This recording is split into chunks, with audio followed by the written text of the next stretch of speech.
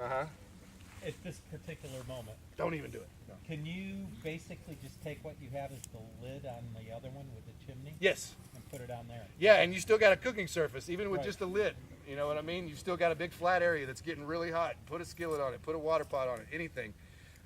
So yeah, I mean, that was what gave me the idea initially, is that I had this big flat space. Actually, the first couple I saw had the smokestack in the center, right? So there's not as much available space. So I just thought, well, move it to the back, that gives me my available space. And then I was like, well, we can put a whole nother 55-gallon drum on the top, and I put shelves in it, and you know, so it just kind of it developed itself that way. And I didn't bring it with me, but I have a piece of copper tubing that I've fitted to go around the outside of the smokestack. You can run water through it, so while this process is going on, you can heat water.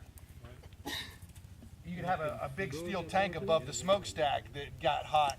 It would create an enormous microclimate in your backyard and warm up your whole backyard to protect your fruit trees and your food forests from freezing. You could put a clay and brick mass around this thing that would do the same thing as far as capturing as much of the heat as possible. So you can see already, it's very clean, right? There's no smoke because we've got good airflow. The oxygen jets at the top are feeding that fire. So there's nothing major going on there. But let me get this guy on here. So for the bottom of the lid, did you cut? You immediately hear the change in the airflow, right? You got that rocket stove kind of sound. Thanks, sir. Did you cut any holes in the bottom of the lid? No. There's already one little hole that's actually the what they would call a bung hole on the lid. Yeah. So okay. it's only about that big around. Gotcha. So a little bit of air goes in there. But these are the main ones that you're concerned about as far as your air feed is concerned. So it's already too hot to touch. How quick? I mean, yeah, those handles probably gotta get pretty hot quickly. What's that? Do those handles? No, the handles, that's one of the reasons that we made them as big Dumbo ears. The further away from the can they are, the less heat they pull out to the outer edges. We had some short ones on the first one, and it just didn't help. I mean, you still had to wear gloves to put it on. These don't really get that hot. But since we got the heat going on.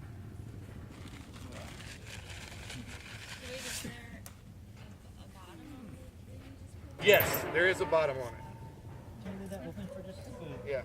The smokestack just goes all the way through. Smokestack goes all the way through the can. So yeah, it's open on the bottom. So what that does is that as the heat is traveling upwards, it's also getting radiated to the front of the chamber, right? So you've got two heat sources inside this upper chamber, the smokestack and the fire underneath. Did you weld that or just when we use the spacers, that's pretty cool. Oh yeah, you see it? Yeah. See, and if it was dark, and it might even, there will be a flame that would shoot 2 or 3 feet out of the top of this thing that looks like the backside of a jet. I mean, that's what the kind of airflow that it gets. Yeah, bro, it's just So like yeah, all these the are way- they're it's all the definitely way more to the fun top. in the dark and definitely more useful. throughout the whole thing. Yes, yeah. So you can take the hot air current and turn a turbine. Sure. It's like, I think You see, even better than that, and what originated with our locomotion and our energy was to use the fire and create steam. sick. So steam creates like pressure. how it should- The release of pressure creates cold. You can make an air conditioner off of one of these, right? So you heat up aqueous ammonia in a pressurized system. When you release that, it creates condensation that if it's on a manifold that has a fan blowing across it, you got cold air circulation. So that can also be done with solar. And with the statement of solar, this is solar. Everything that's going on in here is recycled solar energy. Yeah. Takes it out of the sky, turns it into that stuff, and we're re-releasing sunlight right there. Sunlight made it, and it is not that much different. And So, the energy is now being released. Right and the back energy is into being released the in every direction otherwise. Yes. I mean, you guys are feeling it, right? You know what I mean? So, and this is just getting going. This thing is not even humming yet, right?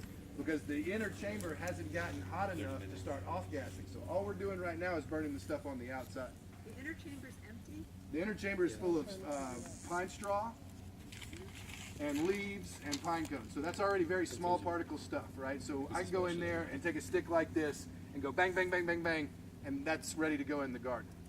With this kind of stuff right here, it takes a little more energy to turn this into the fine powder that you want. So I recommend people using stuff that's already fairly well broken down. Now I've designed a tumbler That's what out I of one said. of these But then 55-gallon outside is drums bamboo that I shot up with my and 22. palm fronds. So it's got all these holes on it with Shot sharp my 22. edges to the inside of the chamber. So I fill that with raw charcoal, I put it on a spindle, and I turn it, and sifted, grated charcoal falls into a collection center underneath it. You can also use that for mixing it with your compost, things like that. So these things can be used in a lot of different ways. You can turn one of these horizontally and build a brick enclosure around it and build a fire around the horizontal drum full of material with a pipe that comes out, goes underneath with a bunch of holes in it, and it will create a self-perpetuating fire underneath the 55-gallon drum. And on top of that brick enclosure, you can lay a big steel plate, and then you've got a huge flat top griddle. So these things can be oriented. It's like we say in permaculture, it's like the limit of the design is the limit of your imagination, right?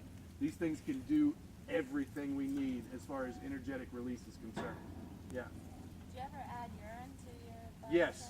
Yes. Good question. That is the best liquid application for nutrifying your biochar. So a lot of people think biochar means, oh, it's biomass charcoal. It's biologically activated charcoal. So in the idea with urine is it's actually sterile. So it's not biologically active, but it's got nitrogen in particular and a lot of trace elements. The only thing that can be a drawback to it is that if you're taking a lot of antibiotics, any kind of pharmaceuticals, they go right through our system, and we pee out about 95% of them. And birth control, all kinds of pharmaceutical stuff like that is persistent in your urine stream. With that said, small applications like this, probably not that big of a deal. But yeah, in general, charcoal, biochar has been biologically charged with some sort of nutrient. Pee is great because it's free. And if you are catching it in an outdoor scenario like we are here with a composting toilet, what we've discovered is that if you start peeing in a 5-gallon bucket with nothing in it in a day, you can't go near it, just this much.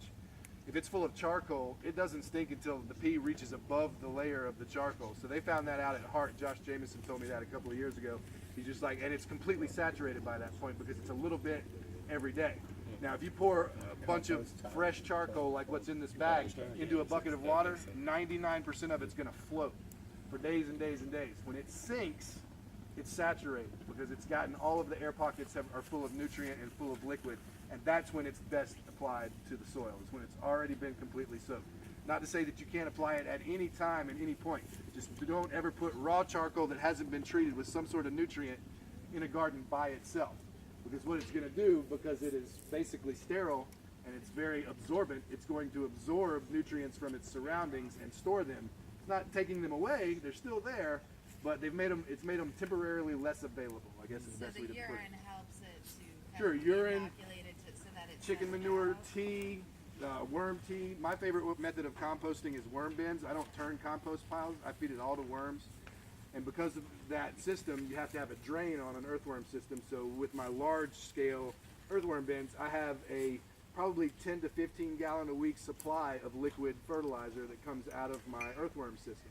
You don't get that with a regular compost pile. That's a yield added system that I use for my particular, and I put my charcoal right in the worm bin.